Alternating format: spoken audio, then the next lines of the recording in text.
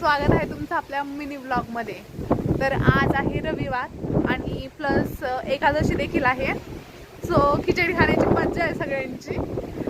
मला तर प्रचंड खिचडी आवडते। आणि हे बघा आमचे गुरं सगळे बसलेले आहेत। एकच गाय उभा आहे, इकडं शेळी देखील उभा आहे। त्यांना खायला टाकायचं बाकी अजून।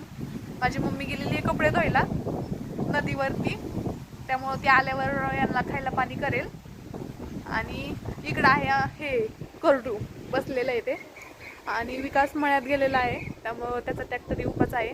जायचं होतं त्याला काकड्या पाळी करायला, परंतु मळ्यामध्ये काम आलं त्यामुळे तो तिकडं गेलेला आहे, आल्यावर जाईल।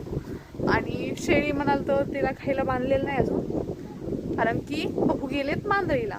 आज एकादश आहे आणि तो खूप छान मंदिर आहे, तर तिकडे गेलेत पाया पडायला। एसटी